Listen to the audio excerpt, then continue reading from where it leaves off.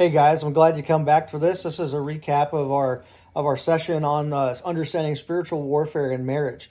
And this has to do with Adam and Eve after they got married and all the struggles that they had once that they were married and together living in the garden. And when we understand the spiritual warfare aspect of marriage, then we'll see marriage in a little bit different light. Some guys may think that they're going to have everything made, that every life is going to be so much easier once they get married. But I want you to understand that marriage is probably one of the biggest struggles that you'll ever have as a guy. So what we need to realize is that Satan didn't even show up until after Adam was married. You think you got problems as a single man? Let me tell you, I would love to go back to when I was a single man and tell myself when I was young, look, you need to quit doing these things. You need to get rid of this sin issue over here. You need to go ahead and deal with that. You need to get it out of your life. It would have been so much easier to deal with it as a single guy than it was to deal with it as a married man. So there are things that single guys just need to go ahead and get rid of before they ever get married. But life doesn't get easier once you get married. It gets a whole lot harder. Satan didn't show up until Adam and Eve were married. He will find your weakness and exploit them. Whatever your weakness is, he's going to exploit it. Marriage is a fight. Marriage is a struggle. Marriage is a reward. It's a blessing. Bible says he who finds a wife finds a good thing. It's a good thing from the Lord.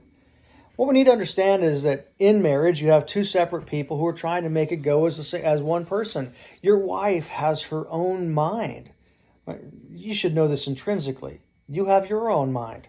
She can't always make up your mind for you, and you're never going to make up her mind for her. Some women are strong-willed, some are more compliant. Some guys are passive, some are more active and dominant. But you can tell her what you want her to do, but she has to make up her own mind. And even as Adam and Eve were in the garden, I'm sure Adam told her, look, you can eat from anything. Don't eat from that tree over there. And don't even touch it. Now, God never said don't touch it, but Adam probably added that just as a say, look, just don't even touch it. But Eve had to make up her own mind about that. What did Eve want to do about this tree? The fruit looked good, and it was beautiful, and she could just taste it. She had to make up her own mind. And guys, you can do everything you want to lead your family and to love your wife and to do all of that. But eventually, your wife's going to have to make up her own mind. She's her own person, and you're trying to take two individual people and make them one flesh. And sometimes that doesn't always work out that way. She's going to have her own viewpoint. She's going to have her own mind. You can pray for her, but you can't force her to do anything, just like she can't force you. The situation may force a decision, but she has to make up her own mind. And because of that, conflict is inevitable. Conflict is going to happen. It always happens. You cannot control what decision she makes. You can control what decision you make.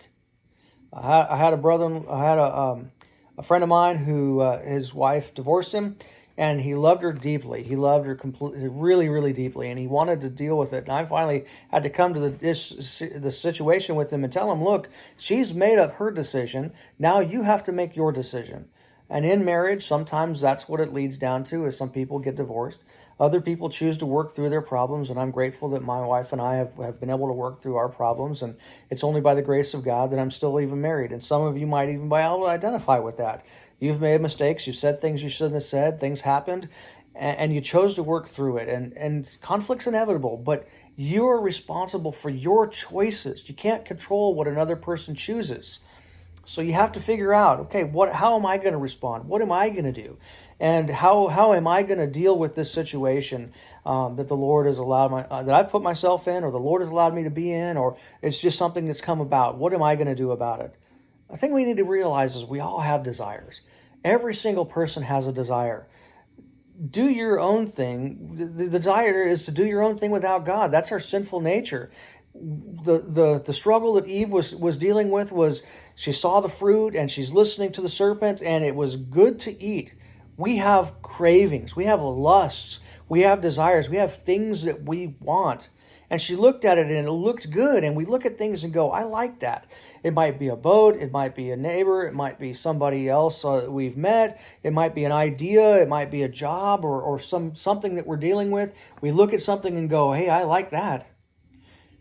Should we?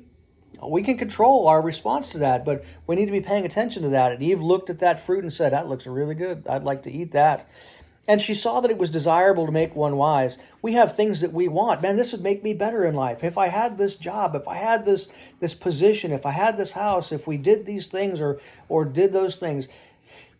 We have these things that come up in our life that look good, that we think are going to taste good, that somehow are going to provide us an advancement. We have to decide, what are we going to do with that? Will those things really play out like we think they will?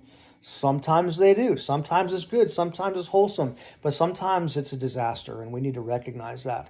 Now, we can't control the response that somebody else has in marriage as men, but you can control your response. What kind of man are you going to be? Are you going to be a man who listens to the Lord? Are you going to be a man who stands firm on truth? Are you going to be a man who forgives? Are you going to be a man who seeks reconciliation?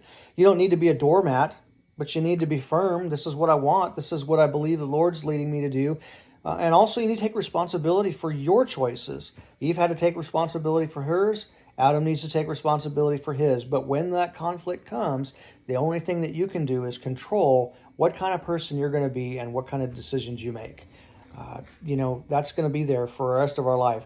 Spiritual warfare is all around us, and it gets harder in marriage. And that's why the best thing that we can do is begin to pray. Pray before we get married. But if you've already married and you've not been very much in prayer, then you need to develop a prayer life. You need to be praying a lot. You'll probably be praying a lot. I know that's something I pray all the time. Lord, bless my wife.